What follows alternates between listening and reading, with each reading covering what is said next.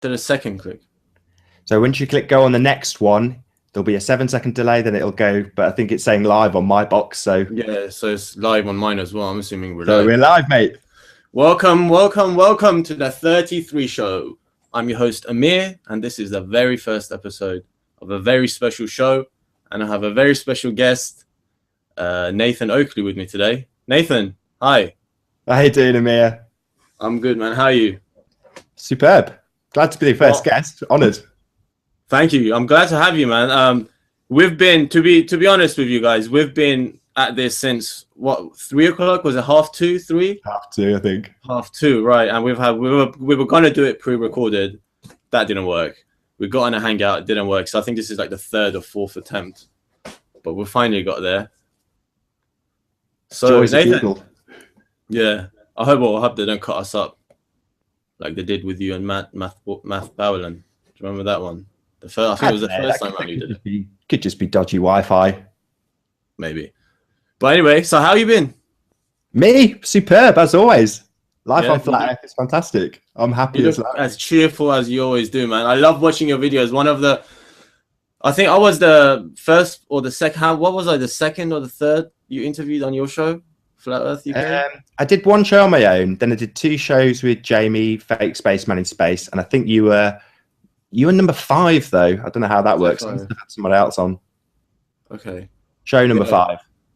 And I think this is the 3rd time we're speaking. We did a quick hangout on Tim Osborne last week, didn't we? Yeah. This is the 2nd video call we're doing. So yeah, like I said, this was a very special show. So I've got a special guest on. Me and you didn't really start on good terms, did we? I remember our very first comments. Do you remember Jesse Sponsor's video? Yeah, before we started speaking. When you first came on the scene and you were picking at my Mandela effect comments. Do you remember? Right. Sounds about right. I remember getting into an argument with me in one of the comments. Oh, I'll row with anybody in the comments. So I love it.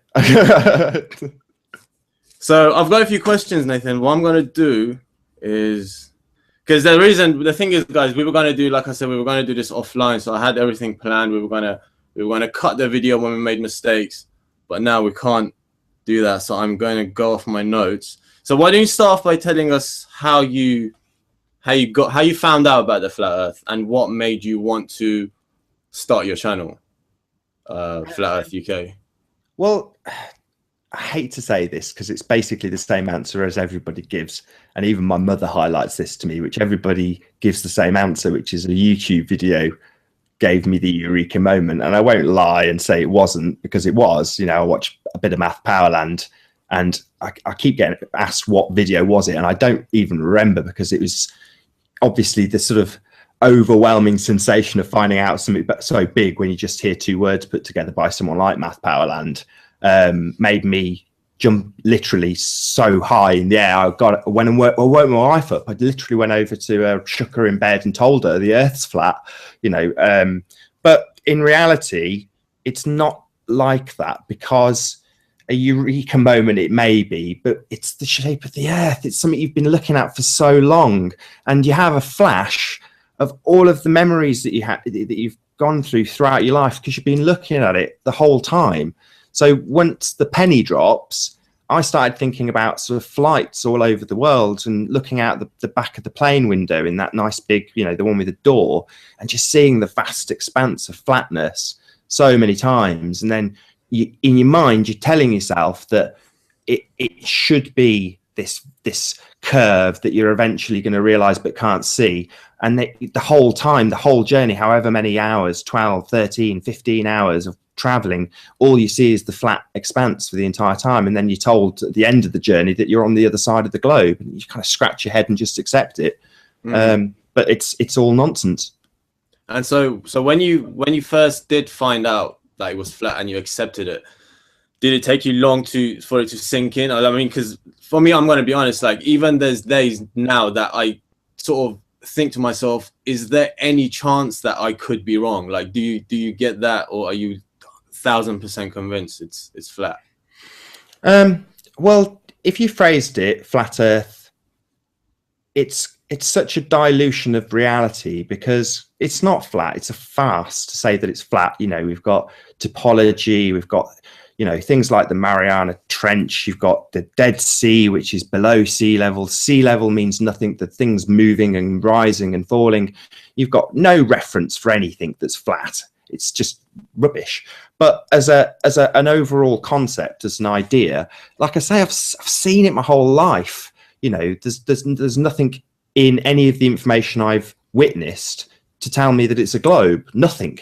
And then when you go and look for them, so, you know, when you find out about flat Earth, a lot of people will start looking into the heliocentric model. But I was a bit of a NASA fanboy. You know, I was subscribed to the NASA channel, which is actually called Science at NASA, and I'd watched it for years and always had that sinking feeling at the end of every single YouTube video that they released, which is, you know, just an uneasy feeling of, this is kind of, it doesn't make any sense. I haven't seen anything real. You know, you're watching cartoons, or I did, and that was kind of where I was left feeling a bit empty, because you didn't see anything for real, but you kind of thought, well, how can they show it you? They can't film themselves filming.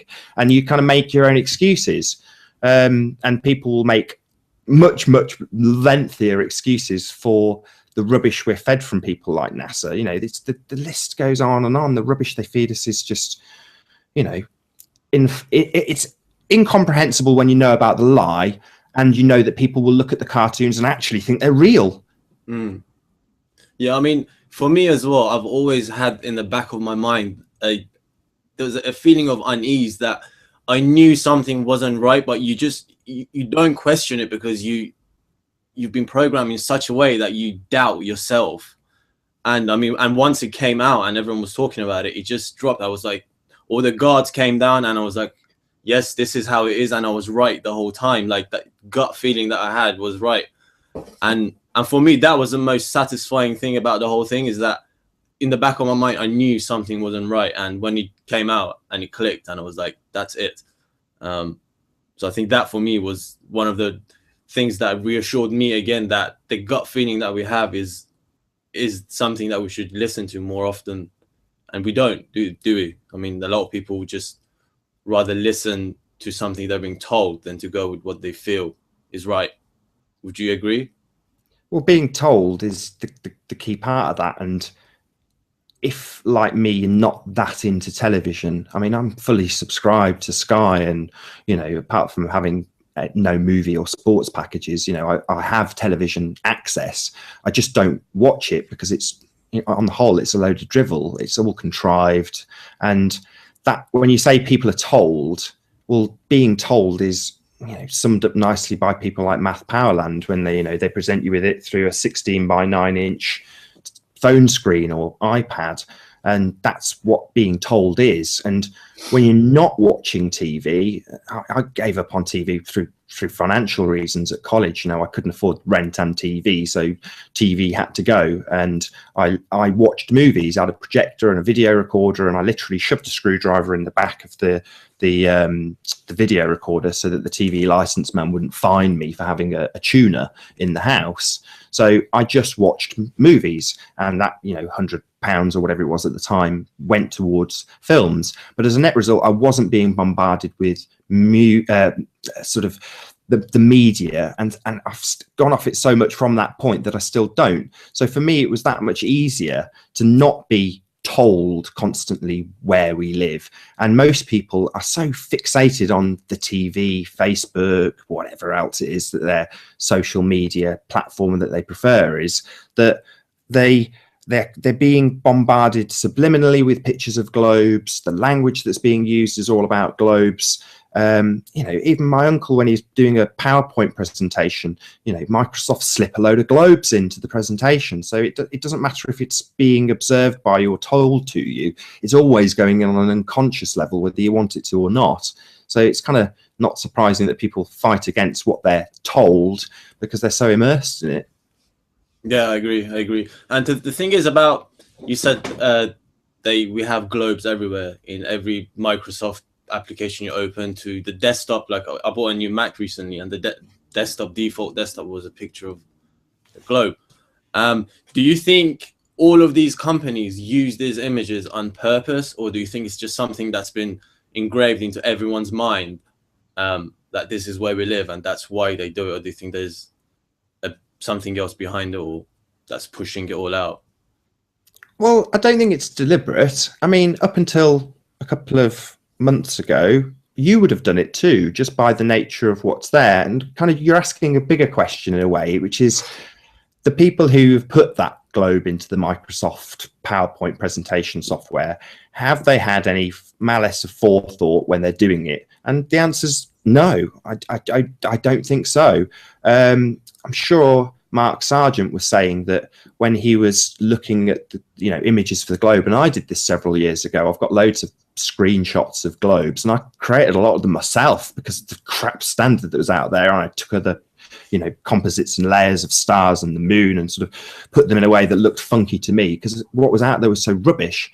And Mark Sargent did the same. He was looking for a screenshot for his network. Well, the guy's the biggest flat earther out there, but he wasn't looking to deceive anybody when he wanted to put them onto the screens of every network. So no, I don't think it is. I think it's just the socially accepted standard. We live on a globe. That's kind of, even Jaron said it, when his wife suggested to him, well, do you think it could be flat? No, he braced against it immediately. No. They can't go back that far. There's certain things we just know. And based on that, it might have, the reinforcement, the malicious element of it might have started 500 years ago. And it might not have been malicious. It might have just been ignorance. You just don't know. The perpetuation of it for the people who do know, and we don't know who they are, yeah, that's malicious. But who are they? I have no idea. Yeah, who are they? I mean, that's the ultimate question, isn't it? But like you said, and you said this lie, it's gone on for what, 500-600 years. A lie can never sustain itself forever, right? And it's gonna crumble. And do you think that's happening now with this whole flat Earth and the shape of the place we live in? Or are we just it is happening now. I mean, I can't really say it's because it's not an opinion. It just is, you know it, I know it. And from what Jamie, Fake Spaceman in Space, said, when he had his account, Fake Clouds in the Sky, there was a flat Earth renaissance then. And Math Powerland, no doubt, was part of it, pushing it, and it got suppressed and fitted away into nothing. Now it's had another resurgence. It's like another wave of flat Earth, but this time it's a tsunami. It's not just a little trickle of people in some back corner. When Mr. Flat Taxi Rainbow Chemtrails talks about people getting into his cab and talking about flat Earth, and the very fact that he's on the street tapping people on the shoulder in a metaphorical way and saying, "Did you know the Earth's flat?" means that this is not being contained, it's crumbling. And the reason is because it isn't reality, the globe that is. It's not where we live. There's only so long that you can convince people. And then when you have to reinforce it with complete hoaxes, complete forgeries, NASA and their pictures, people pick, that's where they've fallen down. That's where they've expanded the lie too much. By presenting us with garbage that in the 60s might have been convincing. In the 70s, people are less interested and probably don't even care. Now we're deeply interested. I've searched for pictures of Earth from space back in 2005 or whenever it was I got a computer before last, for the same reason as Mark Sargent. Everybody's interested in it. I wanted 24-hour imagery.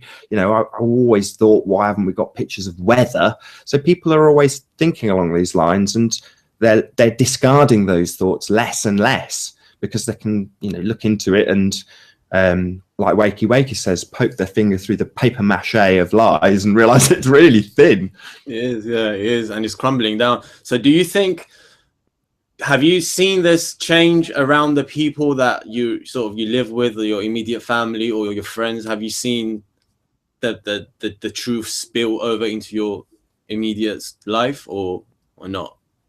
Yeah, but I'm biased from that point of view. I mean, I can't give a man on the street kind of point of view because I'm making YouTube videos about it. So for the first few months of making them, I don't talk that much at work anyway. I drive a van, so I'm not exactly interacting with people.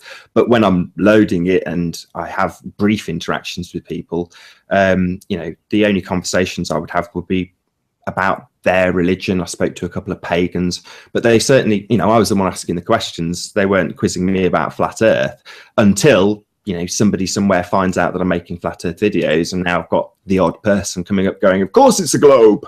And you go, well, glad you think that way. You know, I'm here to give people shopping, sort of thing. You know, in other words, it's not a daily occurrence. But on the other hand, you know, my mom described a plumber that came round. I think it was a plumber, something like that. They've just got a new house. And he was telling her about NASA and saying, "Well, of course the NASA stuff's rubbish, but you don't believe in any of this flat Earth stuff, do you?" To my mom, and she went, "Actually, my son's a flat earther," and that's how that conversation went on. And it kind of echoes the stuff that Mr. Flat Taxi Rainbow Chemtrails is seeing out there, which is it's reaching the minds of the people out there, and even the negative stuff. You know, even when you know, Channel D News debunks flat Earth and says flat Earth busted with big letters, you know, it doesn't actually help the anti-flat Earth cause at all, because it puts it into the minds of people who will just search for videos. So even by trying to combat it with more lies and, you know, bigger you know, missions to wherever, it's not going to help, because people just look into the lies more. Yeah, that's very true. It's very true. And it's very strange because you would expect NASA to sort of pull away after this sort of revelation, but they're doing sort of the complete opposite, and they're just pumping out lies after lies that in a way are, they seem almost done on purpose. Oh, it's completely intentional. I mean, yeah, you've got to ramp up. If you're going to lie, you've got to lie continually. The web only collapses if they, you know, stop piling on more. But it's back to, I've got none of the good analogies. Wakey's one again. You know, you poke through that paper mache, or you pick one part of that web, and it all just collapses. It falls down, yeah. Hopefully it will be in our lifetime. I personally can't wait to if there was like a like Matt Powell, and if he managed to somehow get everything sorted, get the ships, and start looking for recruits, I'd be probably one of the first to get on that ship. And really? Out of here, yeah. Would you not? No way. I value my life too much. I mean, the one thing that Flat Earth has made me realize is that we have a significance, and without making it sort of self-indulgent, you kind of feel a lot more grateful, you know, for just being. So to say, would you go down and risk what you've been given to prove a point? Well, probably not. Doesn't mean I don't, you know, have a lot of admiration for people who do want to do that, you know. But you know, no, I've got a wife. I want to have a family. You know, I want to live till 100 if I can. You know, it might sound selfish, but I'm quite happy in the fact that it's flat. I've seen it. I've travelled around. I've been to enough places and seen enough stuff for me to go, yeah, I'm quite happy. If someone says it's a globe, well, you're entitled to believe whatever you like. You know, I don't go up to people at work saying, "Did you know the Earth is flat?" And while I might create that persona on a video to make a point, that's me in front of a camera making a point about flat Earth, which is a big and dramatic subject. And there's no over giving a too big of a deal to flat Earth, because it is a big deal, but it doesn't mean that you have to, you know, let it, you know, turn you into some sort of crazy, like the obsessed, the born again Christians. They want to make everything about converting people, and you know, people would just see you as nuts if you constantly did this. So I don't know. Presumably you don't do the Mr. Flat Taxi Rainbow Chemtrails thing and literally go out on the street telling people it. I don't know if you do or not. No, I don't. But the way I was looking at this, when I said I'd be up for going to the edge or whatever, is the way I see it, if tomorrow they come out and say, "Yep, the Earth is flat, we've been lying," and you know, a few days of chaos, and then everything starts going back to normal, and then people start sailing out, I would rather, after all of these lies of watching like a planet on TV, now that the truth is out, I would rather go and see it for myself. Do you know what I mean? To see what's on the other side. That won't ever happen, though. That won't happen. I mean, it will not in a million years. It's never going to happen. They're never going to come forward. There's not going to be a TV broadcast saying, "We lied. We got it completely wrong." What I see as potentially happening is the predictive programming that we've got at the moment is stuff like parallel universes, time travel, quantum theory, all of that sort of stuff. And it's mirrored by the stuff they're studying. So to me, the sensible thing to do would be to come up with a next layer of deception. And if you read how the globe lies got to us, the next level of deception is pretty much hiding in plain sight. But people like to focus on the Illuminati programming, which to me is just a method of getting people to believe that the powers that should not be, are powerful. They're just men. They're just people. They're just people like you and I. And, you know, having an image with subliminally planted in Illuminati programming gives people the impression and the idea that the people who are, as you I don't know if you assume this, but are lying to us, are actually all powerful, and it's just a load of rubbish. They're just people. So how do you think they've managed to keep this lie going for so long and fool so many people? They must have some sort of advantage on the rest of us. Well, what do you think that is, and how do you think they've managed to keep it going? Well, you just be sympathetic and promotional to the stuff that promotes the ideas that you want to promote. And when you control all of the means, it's back to this, isn't it? It's back to the square screen, what you're seeing through that. It's all contrived. You know, everything you see, even when it's presented to you as live, it's not the same as us now, me stuttering over what I'm saying and trying to get my point coherent live. Yeah, there might be a few seconds delay. You see stuff that's a panel show that's been edited together, and the bits they don't want, they can leave on the cutting room floor if it doesn't make sense to them. And if the general consensus is globe, everything that is factual in a show like QI will center around those accepted facts without any deception needing to be perpetrated. It's only when it becomes up for debate. So that leaves you with, well, what stops that is the educational system teaching us from a very early age that the idea of falling off the edge of a disc that's got water spilling over the edge is farcical, and reinforcing that nature of flat Earth being ridiculous. That gets people to brace against it, and will make people more inclined to promote the global lie, the global agenda, when they present any factual information, regardless of what it may be. Just in our language, we talk about things globally. True. So what I take from your words is you believe that the people in power have already got a plan in place for how they're going to deal with this, and it's not going to be what I suggested. That's, you know, some live on TV, the Earth is flat. How do you think it's going to happen? What's going to happen? Is this just going to stay like this for a few years and just gradually get out? I can only speculate. I can only make a guess. My guess would be that you'll have an announcement from CERN that looks at something with some dots and lines on the screen, and they'll tell us that they've figured out that we actually live in some sort of parallel universe, and it'll be presented to us with proof from CERN in a very complicated way. And over the course of 10 or 12 years, it will unfold and make sense. And the ideas we will be very comfortable with because we'll have already been presented with them through Star Wars or Back to the Future or Quantum Leap or Red Dwarf or any number of the current, or past shows that they've presented to us already. So if you're going to have a couple of 1,000-year-old lie roll out, you've got to have something better to replace it with. And you can't just come out and tell people that we live on a plate of jelly in the mind's eye of a professor from the future. People won't accept that. Whereas if you tell them that, a parallel universe exists, then people are much more accepting of those words because they've heard them in the media plenty of times before in science fiction. So you've got to pre-program people with any idea if you're going to get them to accept it. So when you say what's next, I just look at what we're being told in a farcical way now, or not in a farcical way, in a way that we have to suspend disbelief in order to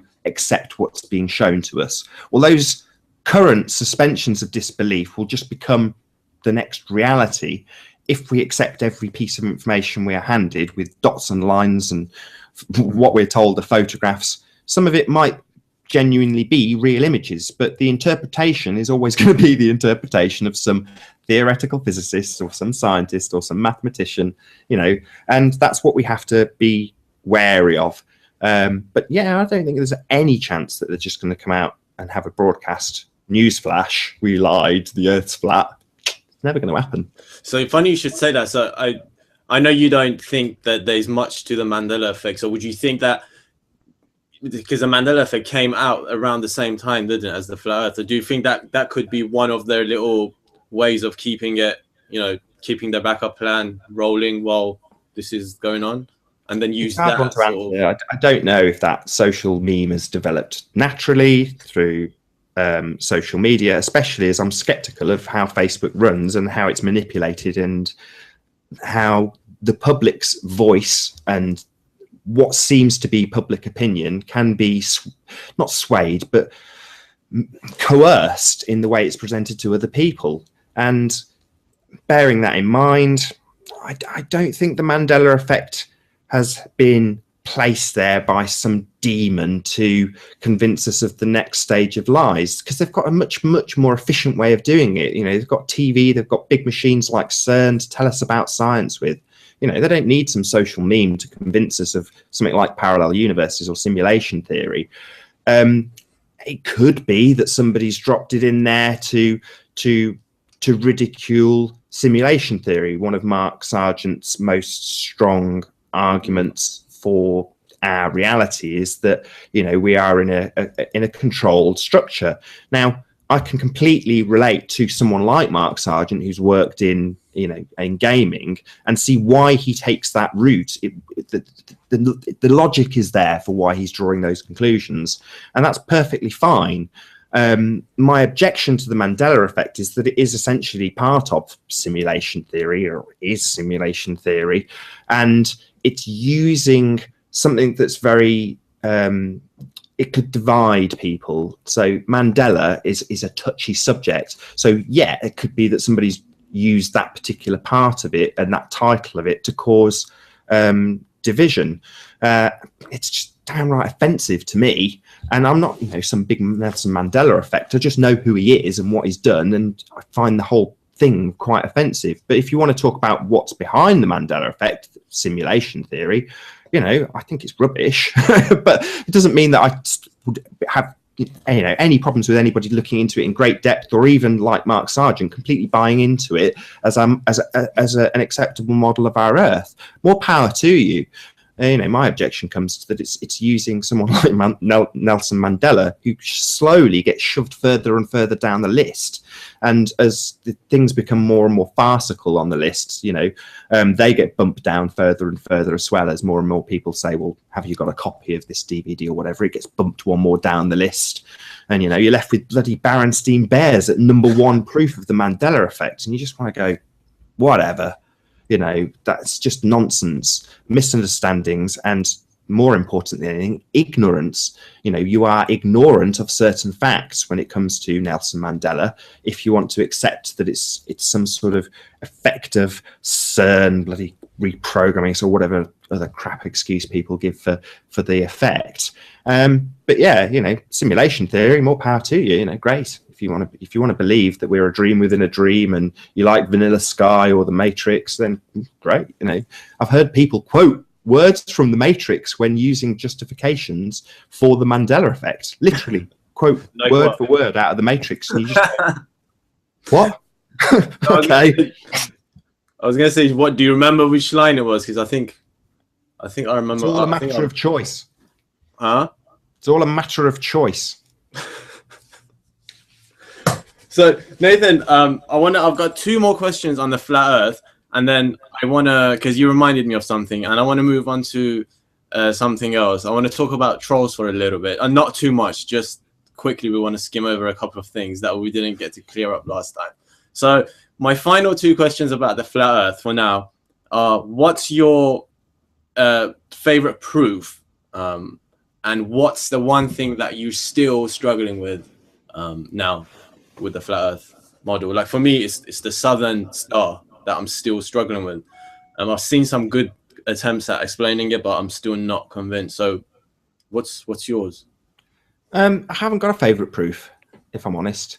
It's, as I said right at the beginning of the show, it's when the penny dropped, when I heard those two words, flat earth, number one, I didn't think hills don't exist anymore or mountains don't exist anymore, or that the entire earth is based on the principles of our ocean that are moving. You know, I get that it's a generalization, but when that penny dropped, the flashes that went through my mind were all of the things I've seen throughout my entire life, none of which involved a curved earth. If you wanted me to sum it up, I can only use the words of other people who've summed it up much better than I have. You know, there is no curve. That's it.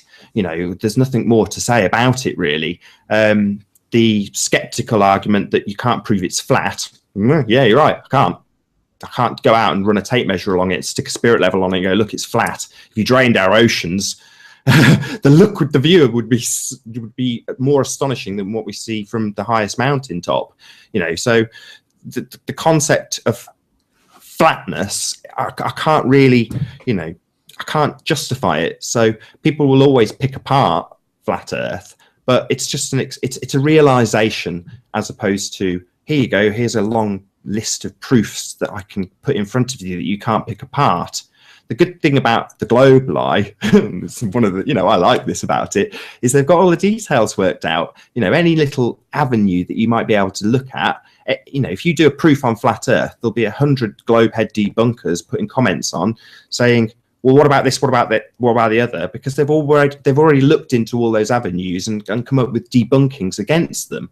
And short of going through every single flat earth proof with every single commenter, you know, debunking or picking apart the lies one at a time, you drive yourself insane. It's like I say, it's not a favorite one. It's more a realization of the reality of where we live.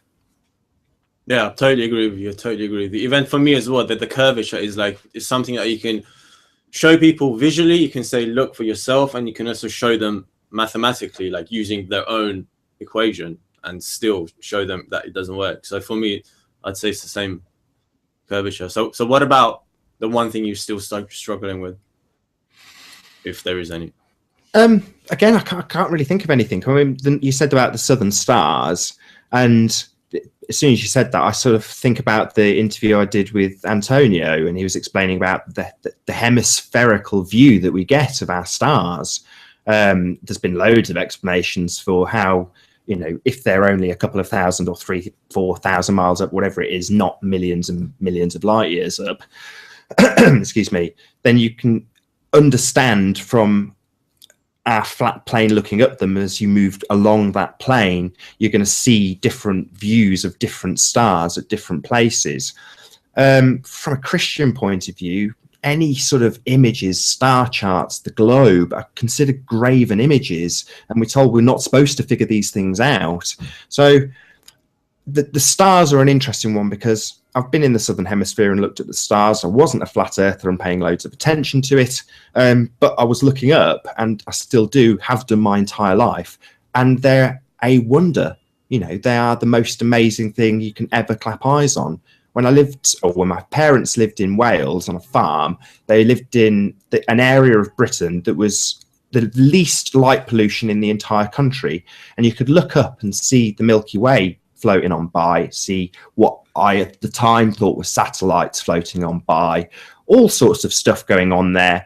And as you sat there, it was quite nice. They had a hot tub up there, and you'd sit in the hot tub, relax, and your eyes would get relaxed, and you'd see more and more and more as your eyes adjusted to the light levels. And it went on infinitely. It seemed like you could look at one patch, and as you stared at it, the amount that you could see would just increase by the second. It was astonishing. And I don't get that sort of view from Warwickshire, but you know, it's still a night starry sky, and it's still absolutely superb. Same with the planets. You know, I'm often dragging my wife out of bed to look at some planet I've got in the view of the telescope, and you know, going, look, it's just a light, you know, and she's yawning and yeah, whatever.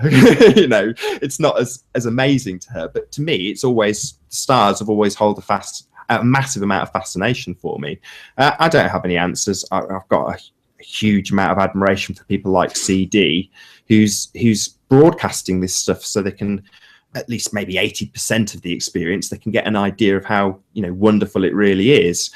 I don't live in the Southern Hemisphere, so I can't comment. I can't observe it. I don't know. You know, it's not a problem for me. It doesn't change all the travel I've done and what I've seen, even though I don't have an explanation for it. And as you get more and more into the tedious elements of flat Earth, people will pick the benign or the more mundane or the difficult to research points. Why does the sun rise at this particular time on this particular latitude line? From here you can see it at this time and that time, and you get the explanation in the comments. It's 24 lines, and you've got to spend, you know, at least 30 or 40 seconds after you've read it rereading it and figuring out what they're actually asking you. And at the end of it you go, is this actually going to prove that we live on a globe? At the end of it, probably not. It'll probably boil down to being, you could prove it either way with maths. And you just go, well, it's so obscure. You just think, oh, okay, you can wrap yourself up in knots with that problem if you like, but not me. If the Southern Pole star, as they call it, if they want to call it that, is an issue for yourself, yeah, I don't know, do loads of investigation into it. You'll probably find the answers pretty quickly.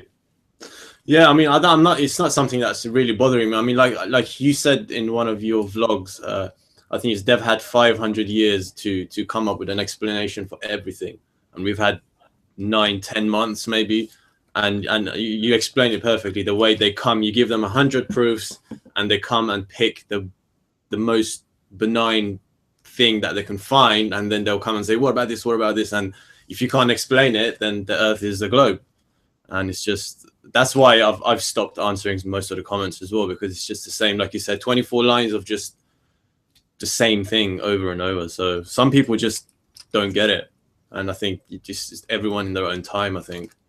And I've just sort of left, and that's why, like I said, I don't answer most comments now, because it's just the same repetitive thing. But let's move on from the flat Earth. I've got a few things I want to talk about, and the next one I think you're going to enjoy. We're going to talk just quickly. We don't want to give it too much energy. Tim Osman.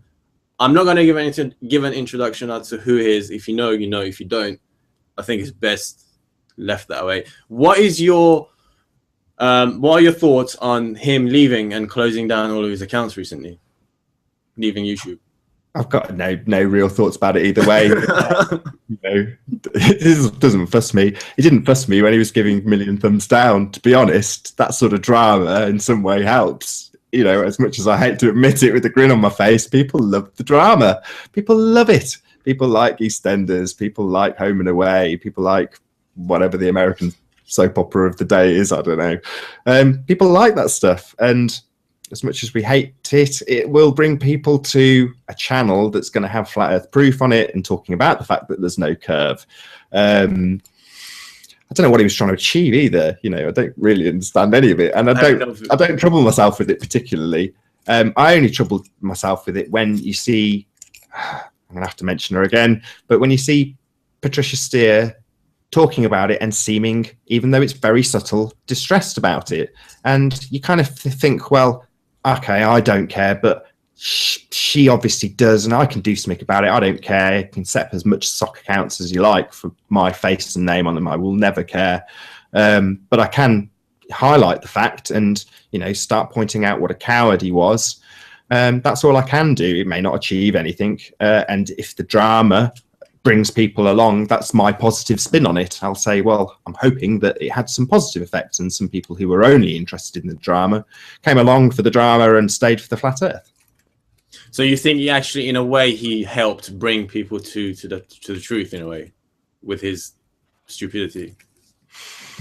I don't know. He only had a couple of hundred subscribers. I mean, I don't think I'm bringing anybody to the truth particularly. I like talking on camera, and, you know, maybe that's just vanity. Who knows? I don't know. How are we making any difference? It's reality. It's what's around us. It kind of, I could do the Mr. Flat Taxi rainbow chemtrails and stand on the rooftops literally with a megaphone, shout it from the rooftops, and don't think anybody would pay a blind bit of notice.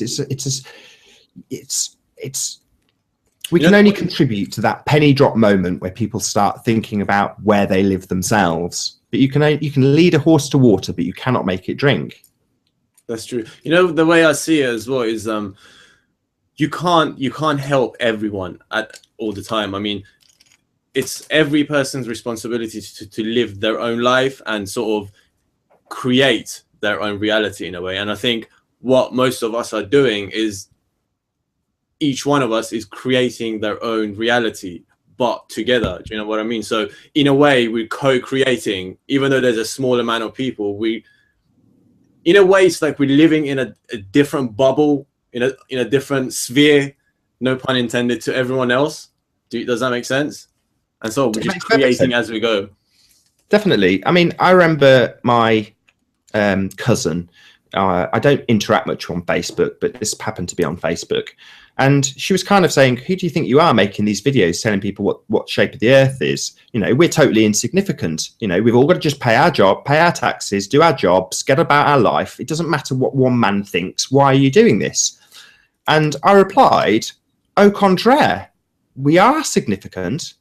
If we live on a flat plane, we are all there is. That's, you know, we are so much more important, and we are very much significant.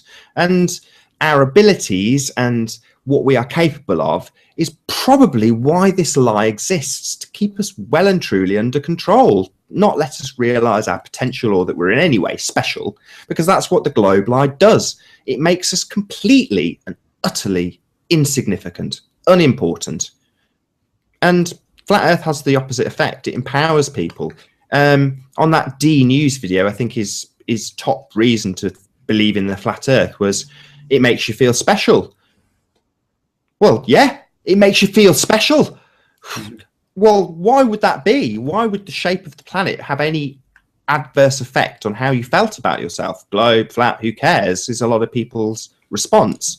Well, when you realize what it is, that we're not spinning around on our axis at 1,000 miles an hour, traveling around the sun at 66.6 thousand miles per hour, and traveling around the galactic center at 500,000 miles an hour. In other words, a speck of dust in a whole load of nothing. It makes us on that speck of dust, yeah, nothing. But flat plane, different ball game. Suddenly we're it. Yeah, absolutely. It does. It just changes everything. I mean, even for myself, like, it has literally changed my life. Like, for me to be sitting here right now, like doing and like interviewing you live, like, is not something that I would ever have thought about. Although it was, having my own channel and having my own like little show was something that I wanted to do as a kid. I never actually thought I'd be sitting here doing it.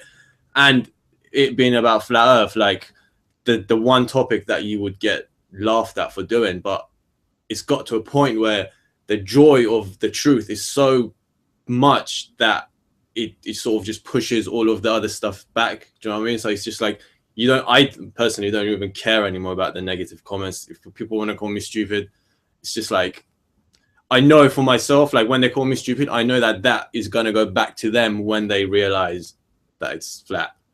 And definitely. I'm just waiting for the day. Better on flat earth. There's no other way to put it. It's, I am definitely happier now, knowing, or you can't even say knowing, there's no silver bullet yet. But as I say, once you realize where you live, you feel happier. You feel a lot more at peace, knowing that you're not spinning around and traveling and whirling and flying through space at millions of miles an hour. You feel a lot more content, a lot more grounded. Yeah, it's true. It does make you feel special, but it does not change one thing, and that is going to be take me to my next point. It doesn't change the fact that we still have psychopaths in control and living on this flat earth with us, amongst us. And that takes me to your recent interview you did with Thomas Sheridan, which was amazing. I really enjoyed it, watching it. And when you put out the little intro before doing the interview saying that you're going to get him on, I was shocked. I wasn't shocked. Like, in a way, I knew you would eventually get him on your show for some reason, because I remember you mentioned it a while back. And I was like, I can see him coming on Nathan's show. And so when he did, I was like, wow, this is going to be amazing. And I personally really enjoyed it. You didn't touch on the flat earth. I mean, I didn't personally see that as a problem, but I think some people did. You mentioned before we were speaking. What were your views? How did you think the interview went? Was it hard? Was it nerve-wracking for you, or? Yeah, it was nerve-wracking. I mean, not because I'm in any way fearful of Thomas Sheridan, but because I've got a lot of respect for the guy, and I'm a massive fan of what he does. And before he did his Yule special and New Year's special, I was contacting him saying I'd really like you to come on the show, and I knew full well that he did not believe in flat Earth, and well, he is actually anti-flat Earth. I knew that, but it doesn't make any difference to the information he has on psychopaths. And I kind of wanted to make that point clear to him. You know, I know you don't believe it's flat, but I really value your information. Now, I can make the connection to the globe lie and whatever I like, but the information he was presenting, after reviewing it, he said world. In other words, he was clever enough to not get to the point where we had to argue about it. And for me, it was nice to demonstrate to people who are currently being accused of being in a cult, flat Earth cult, that they are alienating 99% of people by saying, what, you think it's a globe? Well, unless you're prepared to debate me on this subject and make that the main focus of our topic of conversation, then your opinion is of no value. I've even had guests say that they would completely ignore what Thomas Sheridan has to say now because he's not a flat earther. And you think, oh my God, you know, no wonder people think flat Earth is a cult. Unless we see things from the flat Earth point of view, their opinion's invalid. My God, that's frightening. You know, if a news reporter was presenting a news report about something very factual and accurate and confirmed, and there was no hoax involved, but you found out he was a Muslim, would you suddenly disregard everything he'd said because he had a certain faith? It's ludicrous. But yet flat earthers will do exactly that. Oh, you don't believe it's flat, or you think it's a globe still? Oh, well, we must debate this at length. Everything else you have to say is irrelevant. Like, well, no, we can coexist with these people. Literally none of my family are flat earthers. I can't think of anyone. My mom's on the fence. That's about as good as it gets. But we've not disowned each other. You know, it's a happy family. It doesn't matter that I fundamentally think they're all wrong. But yeah. Yeah, I totally relate, man. Same with me. I don't have a single person in my family that agrees. But yeah, you're right. I mean, if everyone was to agree on everything, what would be the point of living? If we were all just going to be, you know, getting along. I mean, it might be a good life for a while, but it's probably get a bit boring, wouldn't it? Yeah, definitely. I mean, don't get me wrong. I'd love everything to be peace, love, and harmony. But unfortunately, there is always going to be a percentage of psychopaths in society, and they rise to the top. There's no other way to describe it. So unfortunately, yes, psychopaths do run our world by the very nature of its structures. And I wanted Thomas Sheridan to talk about that. For me, debating his flat earth beliefs was unnecessary. He's put out his opinions on flat earth, and I've even put out rebuttal videos addressing those points. Phuket Word or Nick did a really good job. He even got a comment from Thomas Sheridan saying, you know, thank you very much for breaking down all of my points and doing a very coherent rebuttal. And you think, you know, good on you. So I know full well that he's seen the rebuttal videos, he knows the points of view, he studied it. It hasn't changed his opinion. Well, I haven't got a show to convert people to flat earth. I'm not a flat earth evangelist. It's just not the purpose of the show. If I choose to relate what Thomas Sheridan says to the globe lie, that's my choice. However, you could still watch that show as a believer in the globe and translate it into the flat earth lie if you choose to do so. You could say, yeah, Thomas Sheridan's bang on, and what he said in the past about the flat earth psyop is absolutely correct. They've pumped loads of money into fooling people into this rubbish. But you just transpose the word flat earth psyop with globe psyop, and you've got the exact same result.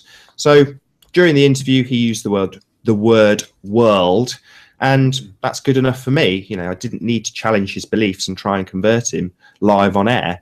I'm glad he came on the show and did it, and I think it would have been very disrespectful if I'd have even attempted to do that. It's a shame he didn't bring it up. I had my fingers crossed that he would bring the subject up as the guest. He didn't. No problem. Well, I actually think the way you went about it and the fact that you didn't bring it up is is gonna work in your benefit, because I think in a way for him it could have been testing the waters. He could have just come on the show to see what kind of people flat earthers really are, because from his comments before he did the interview with you, the things that he was saying, the jokes that he was making, it just showed me in a way that maybe he hasn't really interacted with many flat earthers, so he doesn't actually know much about what the people are like. And for him to come on your show, I think it says quite a lot. And the fact that it went well, you didn't bring it up, you didn't force him. So I think actually he might come back. So maybe if you approach him again for a second show, maybe that was him just testing. Well, it's like anybody. I mean, almost immediately after interviewing Flat Earth British, you know, something happened a week later with Tiger Dan's videos, and I immediately got back in touch and said, look, you're my man. Same with Tim Osmond thing. I got in touch with you and I'm like, you've been doing loads of detective work. This is suddenly a prevalent subject. Can you come back on? And I've no doubt whatsoever that Thomas Sheridan will have some big news in the not too distant future. And I'll be the first on the phone to him. It doesn't matter who it is. You know, if Matt Powerland had big news tomorrow, I'd be chasing him like mad, saying, please come and talk about it on my show. But as for just he did a really good job in the hour, it wasn't quite, it went over a little bit, but in the time allotted, pretty much, he answered all the questions I had and gave, you know, he's a really good insight. He even had new information, stuff that I hadn't picked up on from watching probably thousands of hours of his material. There was new stuff in there that I got out of it. You know, it's just fantastic. I was really delighted. So yeah, I definitely, if he had some big news tomorrow, I'd have him back on in a heartbeat. Cool stuff. So where can people find your channel? Do you want to give a little quick plug for yourself? Do you have a website? No, not at all. I've just got a YouTube channel. I mean, I've got a couple of other channels that I've used in the past that I do occasionally put a couple of videos on. One's called Oakley Cord, all one word, and the other one's just called Nathan Space Oakley. But the main channel I put most of my flat earth videos on is Nathan Oakley 1980, all one word. Nathan Oakley 1980. Well, it's been a pleasure having you on my show, man. I know we struggled for so long, so I appreciate you sticking by, man. I think if this was any other person I was interviewing, because I'm actually supposed to have Santos Bonacci on as well. And I'm thinking if, for example, he was to be the first guy me interviewing and we had gone through what we went through, he would have probably not stayed for more than 10 minutes and gone. So I'm glad that you stayed, man. So thank you. No, it's an absolute pleasure. It's a baptism of fire doing your first show. I mean, it might have been a couple of hours of fiddling around, but I'd much prefer that I just sat quietly while you tapped away and scratched your head, and then we just did a good show and we're relaxed, because we are, you know, you seem really relaxed and you've been a really great host. You've kept me chatting. So thank you very much for having me on. A lot of fun. And I think that because I was planning on doing these pre-recorded, and this live thing is quite fun actually. I don't mind it. So maybe we'll continue this in the future. And we've had 80 viewers on average throughout. So thanks to everyone for listening. And is there anything else you want to touch on, Nathan, before we close off? No, I don't think so. I mean, Thomas Sheridan made a really nice point at the end of the show, which is don't let this overwhelm you. Don't let this, you know, take you to darkness. If the trolls are pestering you, let it go over your head, grow one extra layer of skin. But ultimately, you know, don't let it get you down. This is only a good experience. Yeah, exactly. And yeah, so thank you for coming, Nathan, on the show. And I will see you guys. I'm doing an interview. I'm not sure when the next episode will be. Most probably the week after next. So I'll give you guys an update on that. But thanks for tuning in. And this has been the 33 show.